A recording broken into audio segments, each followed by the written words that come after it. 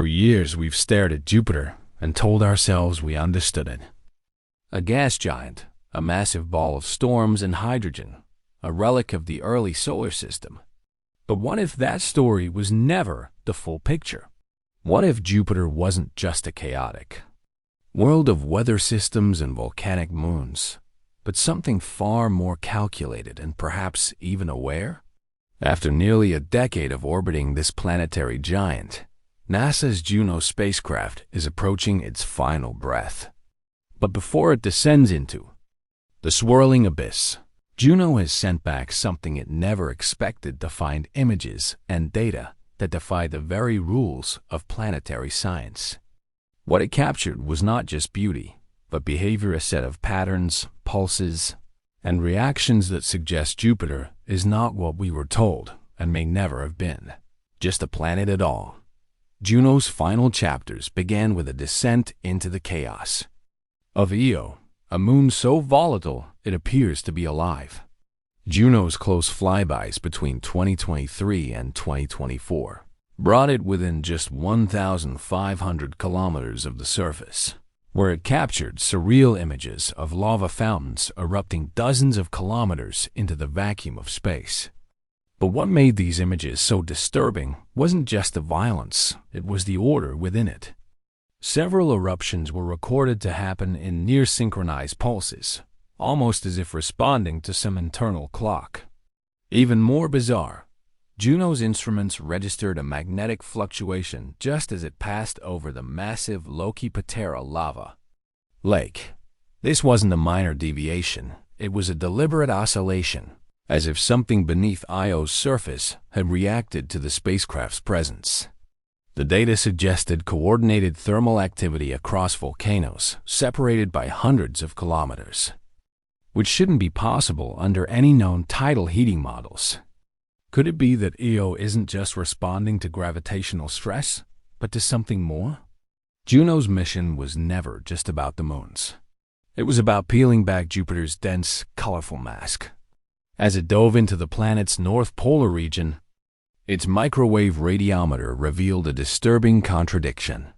While visible and infrared images showed a stable, well-formed cyclone at the pole, the microwave data showed nothing.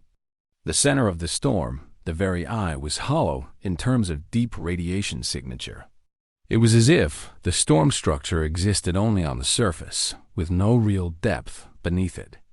Other nearby cyclones showed intense subsurface energy, but not this one.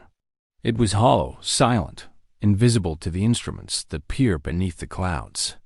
One scientist unofficially referred to it as the mask, a manufactured weather event perfectly circular, completely calm at the center, and devoid of the chaos that defined every other Jovian storm.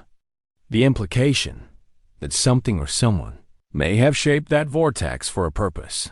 While passing through Jupiter's chaotic radiation belts, Juno's instruments unexpectedly captured anomalous thermal activity from one of the smallest moons in the Jovian system, Amelia. Only 84 kilometers wide and shaped like a lopsided potato, Amelia was never expected to be of any major interest. But during Juno's 59th perijove, the probe recorded something strange. Amelia was glowing in infrared, and not just passively. It pulsed, a rhythmic, repeating thermal emission synchronized with Juno's flyby window. The pulses faded when the probe moved beyond direct line of sight. Initially attributed to tidal friction or induced electric currents from Jupiter's magnetic field, the emissions became more troubling when analysts discovered a perfect alignment between the pulses and a previously undetected magnetic wave coming from Jupiter's equator. It was as if Amelia had received a signal and then responded. Was it a coincidence, or had this tiny moon been acting as a node in a larger planetary system of communication? Though Saturn is famous for its rings, Jupiter has a system of faint, dusty rings of its own. But during Juno's recent close passes, something shifted. The spacecraft sensors recorded anomalous density readings in the outer edges of these rings' pockets, of material that moved in defiance of gravitational models. Instead of rotating smoothly, small clusters of particles accelerated against their orbital path, briefly shifting out of alignment before returning to equilibrium. These distortions were subtle but repeated. Most surprisingly, they always occurred when Juno crossed through a specific magnetic corridor emanating from Jupiter's atmosphere. Scientists have no natural explanation for this. Jupiter's rings are too thin to support this kind of energetic reaction. One theory suggested charged plasma particles influencing dust behavior, but the patterns were too precise. One physicist noted, "They move like they're being told when to move." If true, then Jupiter's rings aren't just debris. They're an instrument, one we've only just started to hear. For centuries, the Great Red Spot has mesmerized astronomers. A colossal storm twice the size of Earth, spinning violently for over 350 years. But Juno's high-resolution microwave and infrared data from its 59th and 62nd perigeo showed something previously hidden. The spot is evolving in impossible ways. Deep inside, the temperature gradients fluctuate irregularly, sometimes increasing, while surface winds remain stable. In one pass, Juno detected a sudden thermal pulse emerging from the storm's core, a 20% spike in temperature over less than a minute. Even more unsettling was the discovery that the red spot is not a closed system. Juno's sensors caught a filament of hot gas emerging from the spot and traveling east like a tendril before vanishing into the surrounding cloud bands. Weather doesn't behave this way. It doesn't send out streams unless the storm isn't just a storm. Some researchers now speculate that the Great Red Spot may be tapping into internal energy sources, possibly deep within Jupiter's core. Others are more cautious, calling it a planetary pressure valve. But one thing is becoming clear. This storm isn't dying. It's stabilizing, and it may be part of a system too vast and too ancient for us to comprehend. Jupiter's striped cloud bands are driven by powerful jet streams, bands of atmosphere that whip around the planet at over 300 miles per hour. But Juno's instruments began to detect strange behavior in the jet stream regions during the 61st to 66th orbits.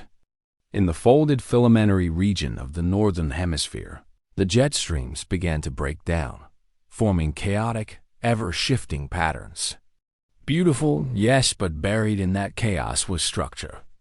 The cloud movements, when analyzed in sequential image data, revealed repeating geometries, hexagons, spirals, mirrored curves like weather systems tracing fractals.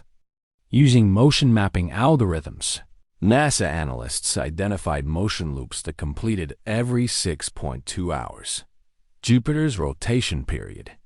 But some loops completed in 3.1 hours, half the cycle. Some even quartered it, forming recurring quadrants like gears in a machine. The data didn't just suggest movement, it suggested mechanical rhythm, a planetary heartbeat.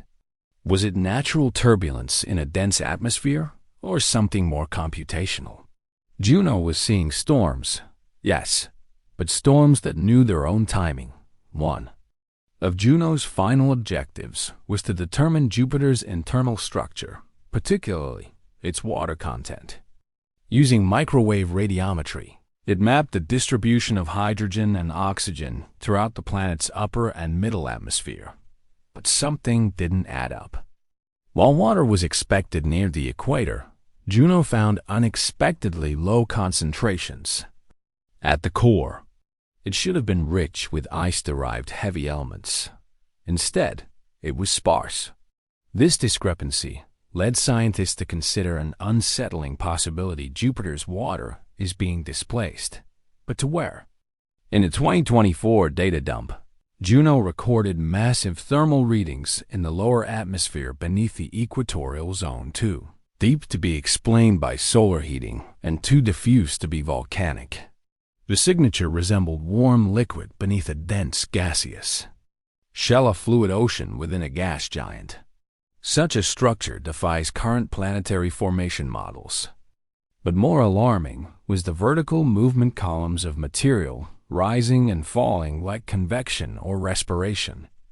Is there something moving inside Jupiter's depths, feeding from within and exhaling outwards through storms? Juno's mission is scheduled to end in September 2025, with the probe making its 77th and final dive before disintegrating in Jupiter's upper atmosphere. But during its most recent orbits, something strange happened. On its 69th pass, Juno's communication systems experienced a 3-second blackout, not due to solar interference, not due to hardware failure, but a total data halt. When the signal resumed, no fault was detected, but the time window precisely 3.141 seconds was noted, a number eerily close to pi. A cosmic coincidence, maybe. But during the blackout window, the probe was over a zone of Jupiter's atmosphere where magnetic resonance had previously spiked a convergence point. NASA called it a minor telemetry delay. Internally, engineers were less sure. One document included a handwritten note. The planet blinked. Since then, mission protocol has changed. All subsequent flybys are being routed farther from that coordinate. Is Juno being protected or is it being kept away? The probe may be nearing its end, but perhaps Jupiter has already decided what it will allow us to see. Juno was never meant to survive this long. It wasn't designed to uncover mysteries that challenge the foundations of planetary science. It was built to observe, to measure, to send data. But Jupiter had other plans. What Juno uncovered wasn't just weather or magnetism or volcanic fury. It found rhythm, pattern, echoes of coordination, whispers of design. From moons that pulse in time with the planet's heartbeat to storms that vanish under microwave eyes.